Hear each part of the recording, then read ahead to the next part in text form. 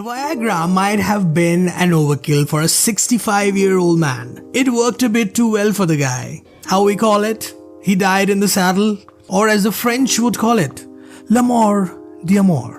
Dear listeners, today we bring a story of a woman who in the act of cheating on her husband ends up in a very weird situation. Just a word of caution here, the husband here is a comedian, so his way of telling this story might make you laugh when you think it is not good to laugh. Please show your support by hitting the subscribe button and the bell icon, and share your thoughts in the comment section. Now let's get on with the story. My name is Mark. It's not my real name, but this guy on his computer thought it is a good one. I'm a stand-up comedian. My wife, I know her name doesn't matter to you. You just want her measurements. So let me give those measurements to you. She stands at 150 centimeters and weighs around 110 pounds. Nice, round and smooth. The backside. Yes, you're right. YouTube stops me from saying a lot of words. Yeah, he does. But coming to our melons. Yep, the melons, they are not the ripe ones. They are the small green ones. Yeah, you got the size, right? Yeah, we all got that. I could not find a better descriptions of them. Now, coming to the story. Lana and I got married around 2018 after dating for about 2 years. She used to come and watch me act, and she used to sit and drink, and I used to perform. Now, one meeting led to another, and so on. We started dating, and after almost like 2 years, we got married. Things were looking fine. I was doing my own gigs. I used to perform on small parties and a few bars. But then came 2019, and that damn virus. The entire world just shut down, and I was not getting any gigs to perform. The money was tight. Luckily, I had saved some money and we were living off it. We also did not have any kids. Coming to Lana's family. Lana's father is a former professor in a university. Lana's mother, on the other hand, was a homemaker. She's a devil in the skin, I must say. She always finds faults in me, always berates me, and genuinely does not like me. And I don't like her either. But there's one thing about Lana's mother, she is extremely hot. I made my decision to get married to Lana only and only after I saw my future mother-in-law. You see, my mother-in-law is extremely hot. She has the right measurements, the right curves. She dresses to kill. If somebody looks at her, you would just fall in love with her. She has a very bad voice. But then, I did not marry my mother-in-law. I married Lana. In 2021, when the world opened up again, I saw a big change in Lana. Lana was now outgoing. With outgoing, I mean literally out of the house. She used to come back late, or I should say early. 7 a.m. in the morning. If it's early or is it late, I don't know what to say. She used to leave for her parties every day around 5 p.m. Used to come back at 7 a.m. in the morning, drunk and wasted. Did I protest? I did. Did I object? I did. What happened? I was called a leash. You see, she told me that I'm just sucking on her blood, not giving her any space, and just living off our saved money. I run the house. I pay the bills. I work hard. But then the money was not enough. I knew it, so I found another job. I started working as a bartender in one of the clubs where I used to perform. Now you see, although there were some doubts of suspicion, but then one fine day, I ended up going through Lana's closet. And what do I find? I find a giant red toy. It was surprising. And what else do I find? I find a packet of rubber. Now this rubber is something I had never seen before. It had protrusions all over it. You see, like in those Japanese movies, those cartoon Japanese movies, wherein you have tentacles, and then those tentacles have smaller tentacles. That's exactly how it looked like. It just got into my head. I knew it was not mine because obviously I had never seen that, never bought that. Why would she have a packet of rubber in her closet? I had no clue. So then I waited for Lana to come home, and then I told her I am extremely horny and I don't have rubber. So Lana, being Lana, tells me, "Don't worry, honey, I have something for you."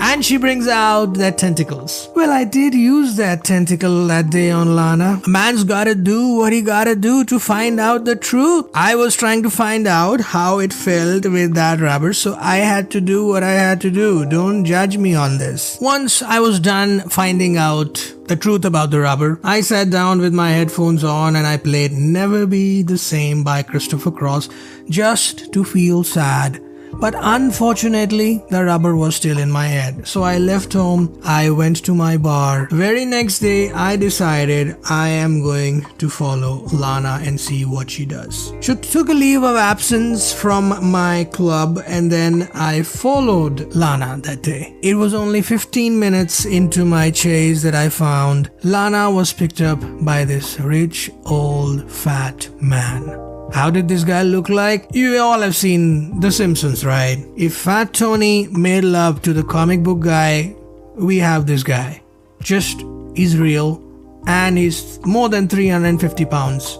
Huge guy. So I saw them hopping from one nightclub to the other, finally ending up in a hotel. I followed them to the hotel. I waited in the lobby just to see if they come hand in hand. And yes, they did. They both came hand in hand out from their rooms.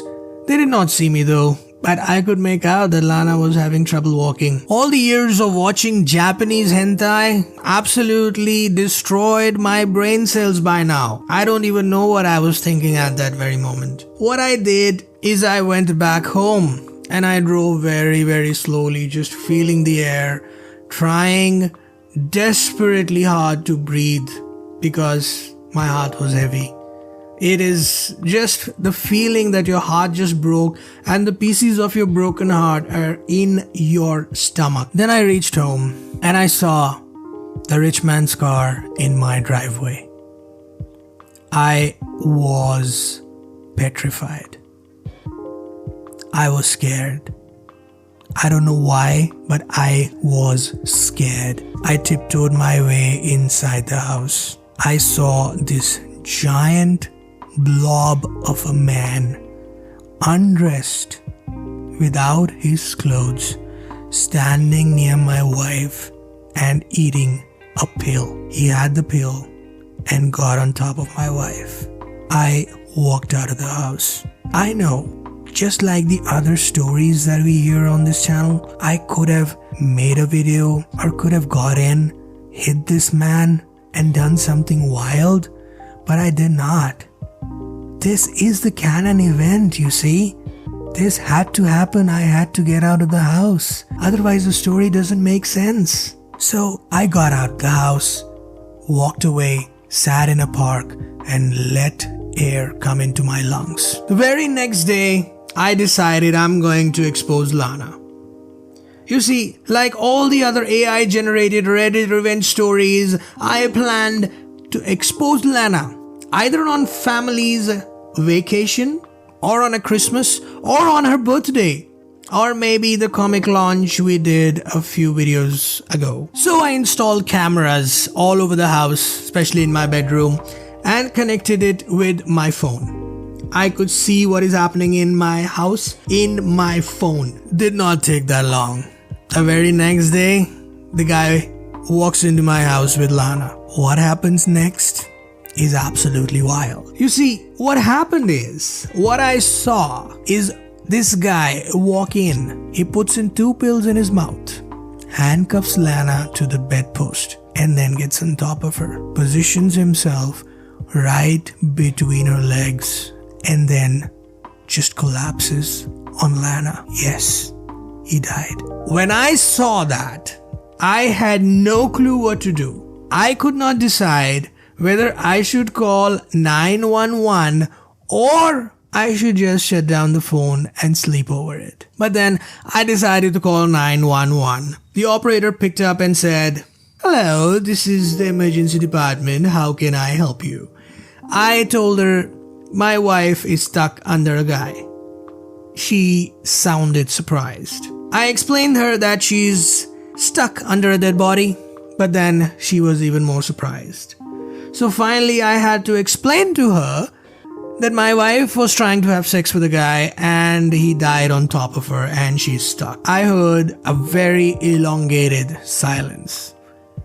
I knew that she was laughing. Yeah, I know she was laughing at that very moment. She said, "I'm sending help to your home." I said, "All right, thank you so much." And I hung up the phone and drove to my house. By the time I reached home, I saw 5 ambulances parked in front of my house. There were an n number of cop cars. In all, I saw 100 people standing in front of my house, and I could see this fat man being dragged out of my house on a stretcher. I felt sorry for the guy, but then not really. I went in, and what I saw was again very hilarious. People were trying to cut off the handcuffs of Lana. Just as Lana saw me standing there, she started crying and she just screamed, "It's not how it seems, it's not how it seems." I just held up my hand and said, "Save it." They took Lana to the hospital because she had some injuries on her ribs. The next day I went to the hospital and met Lana.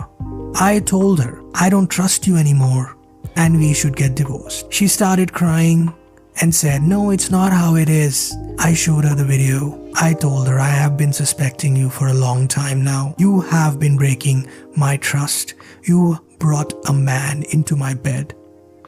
She started crying and apologizing, but then I told her, "No, it's not happening. We are not going to stay together anymore." She started crying and sobbing and everything. I just wanted to punch her in the face. I knew it was going to be difficult to get a divorce from this woman. But then a light bulb just went up in my brain and I told Lana, "See Lana, you and I have a broken relationship. Let us try and build it again from scratch." Now with scratch, I mean you and I both single, unmarried. And for that, let us get divorced and then let us start dating each other again. Lana agreed. So we filed the divorce papers, and in the meanwhile, Lana kept visiting me almost every day. And yes, I did finish off that packet of rubber on Lana. Don't judge me for that. A man's gotta do what he's gotta do. A man has needs, and she was a willing partner. Yes, she was. And I was too. Our divorce got finalized in a few months. I did not have to pay any alimony. There was no settlement because everything was already finalized before we put in those papers. So I ended up losing nothing. Now, coming back to what happened next. I ghosted her. I left town and I disappeared off the radar. I now live in a different country under a different name. Although my passport says my original name, but I have not told any of my friends where I am because I fear that Lana might come looking after me. I have built up a new career here. I now work at a local bar as a manager.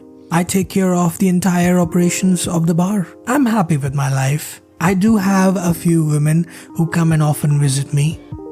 Life is good. I know this is not a lifestyle that I wanted for myself, but then maybe few years down the line I will end up on the right track and I eventually might find love and get married again. Until next time, have a nice day and do share your thoughts in the comment section. Bye-bye. Dear listener, if you have reached this far, please click on the subscribe button. It will be a great help.